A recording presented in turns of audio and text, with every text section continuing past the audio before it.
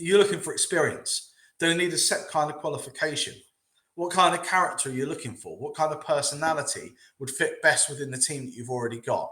How are you going to measure that through the process that you're going through?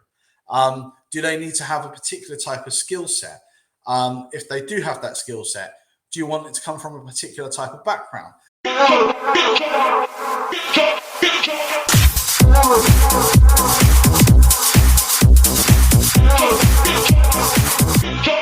House music.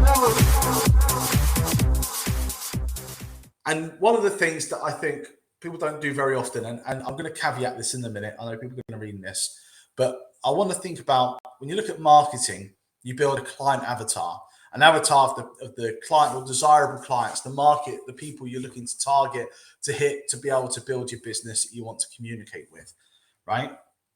One of the common themes from experience, from working with, God knows, countless numbers of businesses when they're going through these recruitment processes is you go in and you have a job description, you have a person specification, and then the manager has a gut feel what it is they're kind of looking for.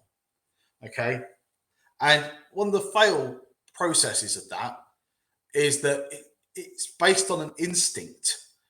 And of course, that's going to play a part, right? But you want to have a little bit more of an idea, especially if it's more than just you on that panel, what it is we're actually looking for today. You know, if I'm going to a car auction, am I getting any car? Are we just getting one that can move? Or does it have to be a specific color? That's a bad analogy. Or does it have to be a specific kind of model? What is it we're looking for? What are we shopping for here? What are we trying to get? And why are we trying to get that? We should be building up an avatar of the kind of person that we're hiring. Now, the caveat comes into play here. So HR alarms going off like, right? So no, you don't want to put in your avatar what sex they are, religion, ethnicity, and all that stupid nonsense. Leave that out of it. It's got no part to play in that process. Obviously, that's not what we're talking about here. So just to caveat that, we're talking about you're looking for experience. Do they need a set kind of qualification? What kind of character are you looking for? What kind of personality would fit best within the team that you've already got? How are you going to measure that through the process that you're going through? Do they need to have a particular type of skill set? If they do have that skill set, do you want it to come from a particular type of background? So here's another example. Working in HR, when we're hiring an HR consultant or an HR advisor into our team to help and support our clients, there is one absolutely fundamental element that we have to that, is you have to be at least a level 5 CIPD qualified, and you have to have experience and background in managing employee relations caseloads. And then we can build on that on other bits and pieces that are desirable.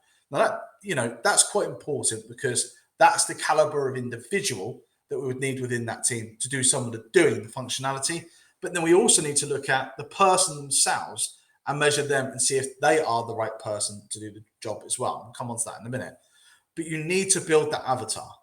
You need to have an idea that when you're walking into the interview processes, when you're going through the recruitment process, what is it you're looking for? You're looking to buy something. What is it you're looking to buy?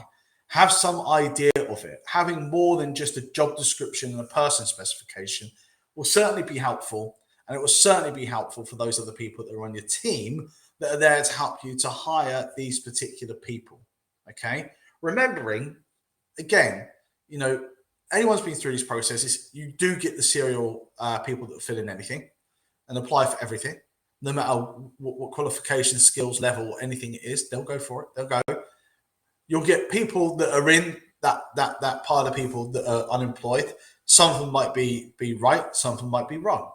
And then you'll have the people that are the looky-loos, some people that are genuinely looking for a new kind of opportunity, people that are in employment that are looking for another role that will be coming forward.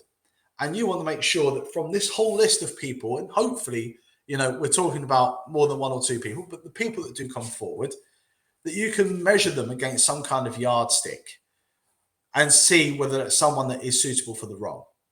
And you should also, this is just a sideline, by the way, but it is always good practice. You've got to remember things like discrimination can take place. Hence why I wanted to caveat that stuff out. Discrimination can take place even if that person's not employed by you. I mean, just get that put into perspective. You could be going through a recruitment process, not hire somebody, and have directly or indirectly discriminated against them through that process if you're not careful, right? Now, you should be, as you're going through this, scoring what you're doing. So you should be taking track of, if I'm asking questions, you should be measuring. Remember, it's what great looks like. Your 0s to 5s, score them out of that process, have some kind of criteria in place, score them individually, and then say what the bare minimum score is to qualify for someone to be considered, not to give them, to be considered as employable into the role. Okay? So you should be doing that. That's your documentation. That's your fail safe. We always say document, document, document. I mean, it's always in threes. Document, document, document. So you can prove why you've gone through that particular process, why that person's the candidate you're going for, and you can be a bit more subjective as to then looking at whether it's the right person to meet the criteria of the avatar that you're looking at. You need to have some idea, some image of what it is that you're looking for as a person to do that role. Again, caveating not any of the other discriminatory stuff. Clearly, we're not talking about that. We're talking about the type of person to do that role. And that's looking at skill sets. That's looking at them as a person. That's looking at the qualifications. That's looking at the background. If you were to take anybody, close your eyes, and you're guaranteed you're going to put your hand on pointing the right person for that job, what would they look like in terms of their background, experience, and everything else? What would come with that? What would they have? Who would they be?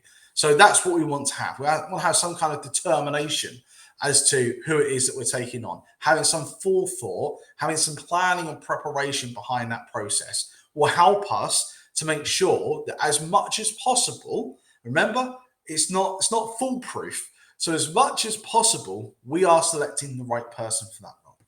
Okay, so that's really fundamentally important.